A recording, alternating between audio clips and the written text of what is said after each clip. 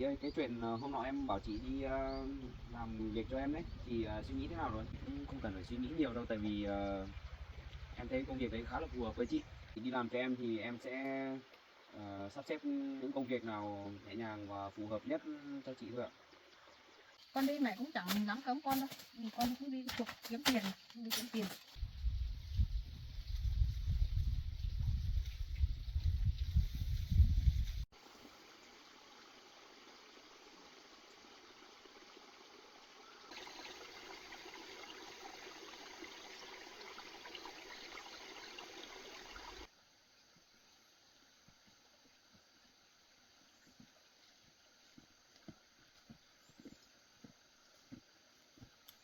Lâu lắm rồi mẹ không được lên vào đến vườn quế này.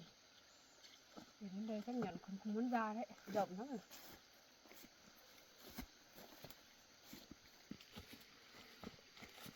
Con ơi, nhìn kia, cái vườn quế của mẹ con nhìn rộng thật này, lâu lắm không được về. Bây giờ về thấy rộng thật. Không làm sao cắt được ạ.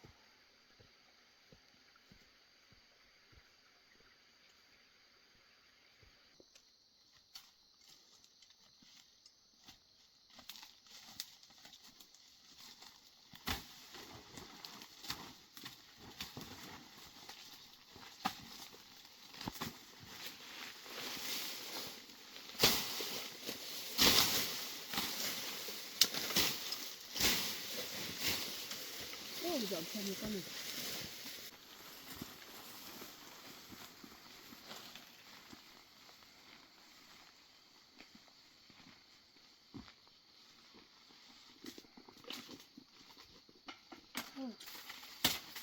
Cái quế này trồng được mấy năm rồi. Con ơi, con ở đây tỉa nhé, mẹ đi phát một tí cái chỗ bên cạnh nhá. Chỗ mấy cây bon lá to này rộng quá.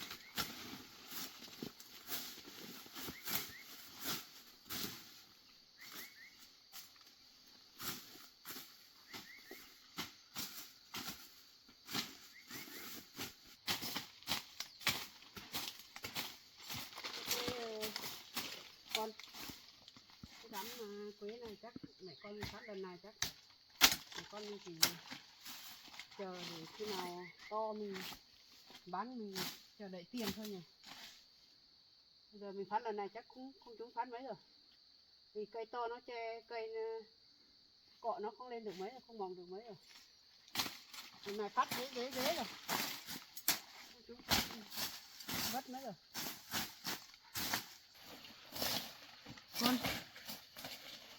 Con suy nghĩ thế nào rồi? Con có đi với đứa cháu kia làm việc không?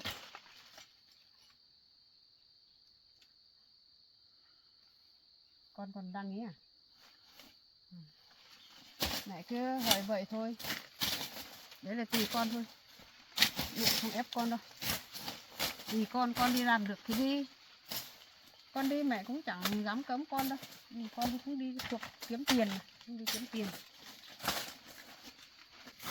Mẹ cứ thấy lạ. Vừa bước vào đầu xuân năm mới đã có người về tìm làm việc rồi. Chuyện này không biết tốt hay là xấu đây. Mẹ nghĩ là nếu con đi làm việc với đứa cháu kia ấy, nếu đứa cháu kia làm nghề tốt vậy thì mẹ nghĩ là quá tốt đấy, mà lại nghĩ là sợ là phải gặp người xấu thôi. Nếu người tốt là quá vui thì con có công việc làm như đấy. Từ trước đến bây giờ mẹ thấy con chưa từng làm cái việc sai như thế này, với lại con cũng chưa từng làm được cái việc này bao giờ. Biết đâu chắc cũng là con cháu kia cũng làm cái công việc đấy là cũng làm tốt, thì nếu con gặp làm việc tốt thì với cháu kia thì mẹ cũng rất là vui.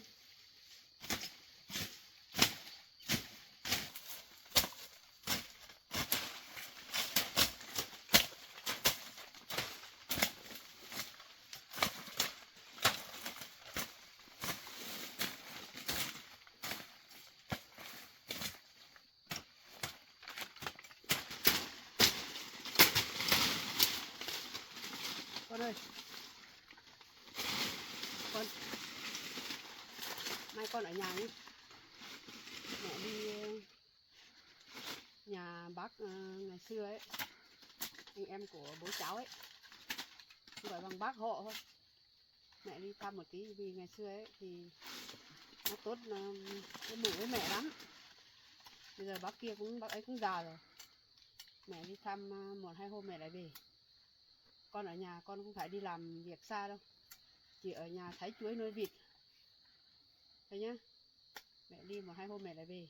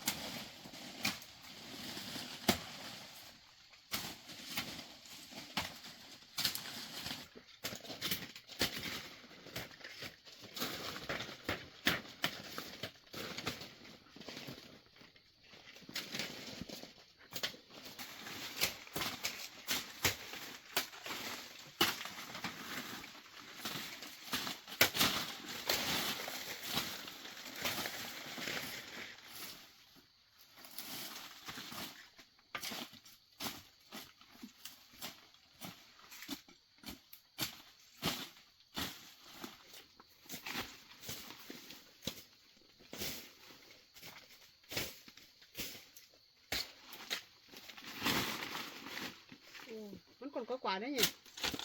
Cam này trồng từ lâu lắm rồi, từ ngày xưa rồi, mẹ có biết là có cam đâu. Ô, có cam thế này. Hôm nào mẹ con mình hái đi bán nhỉ con nhỉ. Trồng lâu lắm rồi tưởng là không có.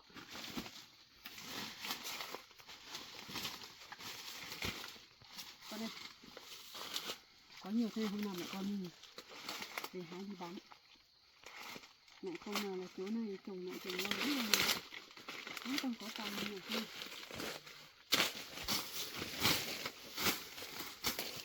Được quá. Con. Mẹ con mình nghỉ một tí ăn quả đó. Nghỉ đi con. Nghỉ ăn quả đó. Lợn thật nhỉ. Cam. Con đây. Cái vườn quế này đấy. Mấy năm to thì mẹ con mình bán nhỉ. Bán xong là mẹ con mình đi làm tiết kiệm. Đi ra ngân hàng làm cái sổ tiết kiệm để cho con. Không, mẹ chủ yếu là để cho con thôi, mẹ già rồi. Còn không có công làm sổ nữa. Để cho con thôi. Bây giờ mẹ già mẹ được bao nhiêu thì mẹ cũng cho con hưởng thôi. Chủ yếu là con thôi. Bây giờ ấy, chồng con cũng bỏ con rồi. Bây giờ mẹ con mình bán cái vườn quế này ấy, thì bao nhiêu tiền mẹ giao cho con cầm hết. Nhiều mà 5-6 nghìn đấy. Trồng khá nhiều đấy, chẳng qua là rậm ở đây nhìn không thấy thôi. Tết ngoài kia mà. Tên đỉnh kia. Rộng lắm. Chắc là được khá nhiều tiền đấy. Đến lúc đấy mẹ giao cho con hết nhá. Ăn quả đi con.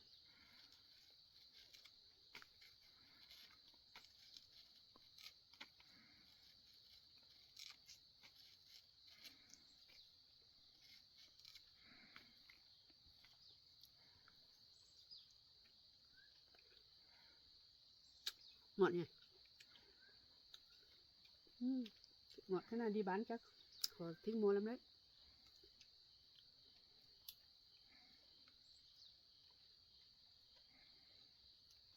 Cái này cũng đẹp thật nhỉ.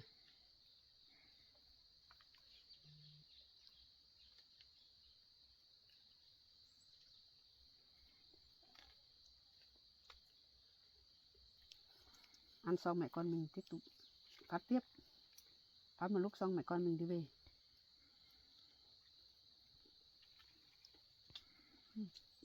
Cô này trên kia có chuối nhiều lắm con ạ. Là tí mẹ con mình sắp về mình chặt mỗi ngày một cây chuối vác về nhỉ.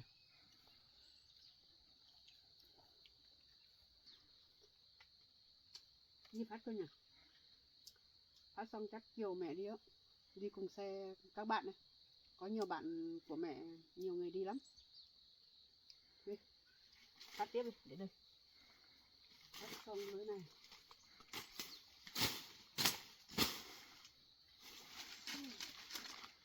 Thế là cầm tay như vậy.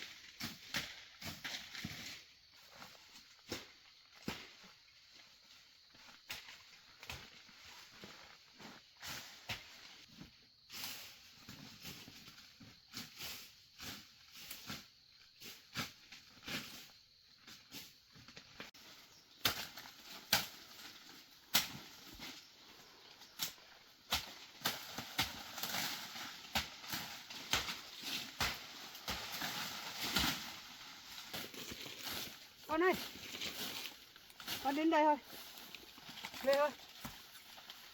Đi còn đi bắt chuối nữa, không cắn nữa con ạ.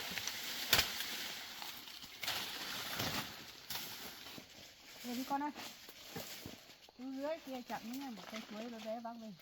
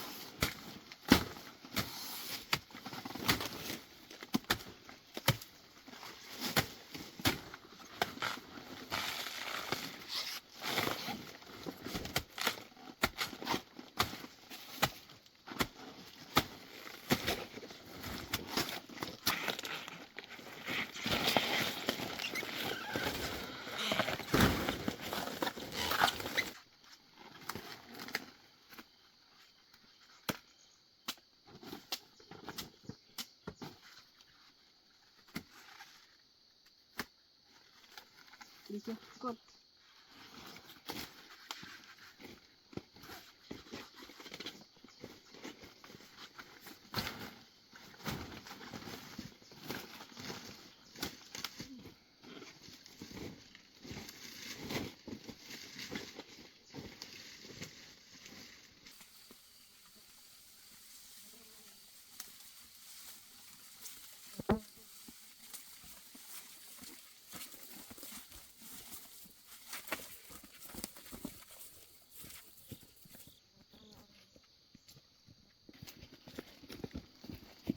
Con xem vườn này, vườn của họ đấy, trồng trước như này con mình, cái vườn của mẹ con mình 2 năm, tốt thật đấy nhỉ. Đẹp thật đấy. Mẹ con mình ước lúc nào của mình như thế nhỉ, mẹ con mình cũng đẹp như thế, to như thế nhỉ. Năm năm chắc rồi, năm nay rồi.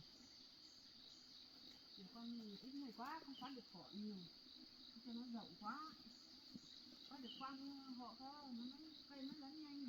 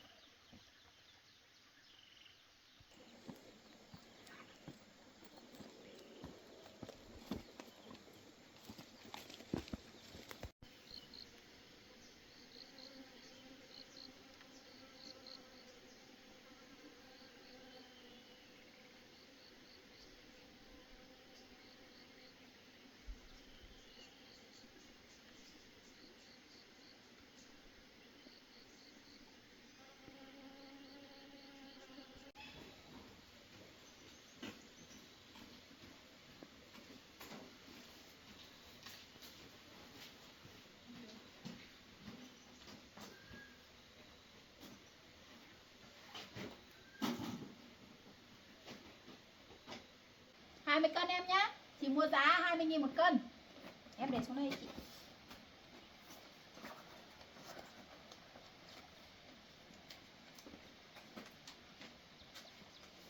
Chị gửi tiền.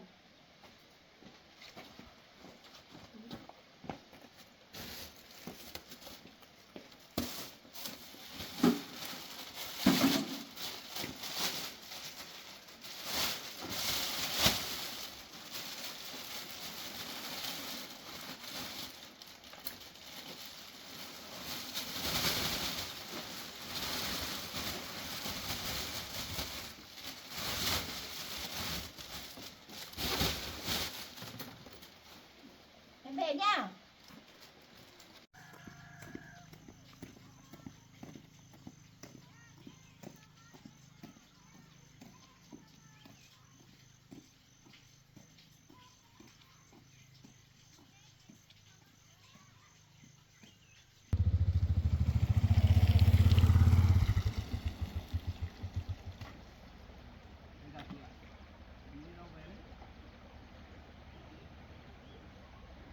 Chị ơi, cái chuyện hôm nọ em bảo chị đi làm việc cho em đấy, chị suy nghĩ thế nào rồi? Chị vẫn đang suy nghĩ à? Em thấy cái công việc đấy thì nói chung là cũng nhẹ nhàng thôi, mà em cũng đang cần tìm một người nhanh nhẹn và cũng có tính trung thực như chị đấy. Ờ, em nghĩ chắc là chị cũng không cần phải suy nghĩ nhiều đâu, tại vì em thấy công việc đấy khá là phù hợp với chị. Chị xem thế nào có thể gọi là đi làm cho em cũng như là giúp đỡ em được không?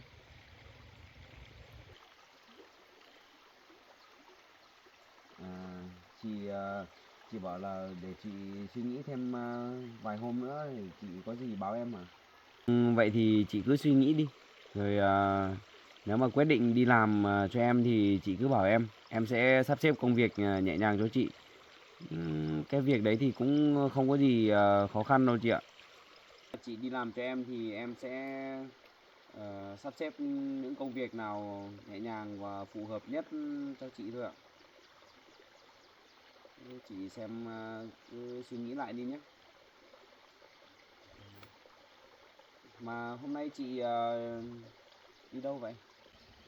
Ờ, quả bưởi à chị? Quả quả quýt à? Thế thế là quả cam à chị? À, thế chị mua mua ở vườn là một cân bao nhiêu tiền à? 10.000. Xong là đi bán bao nhiêu à?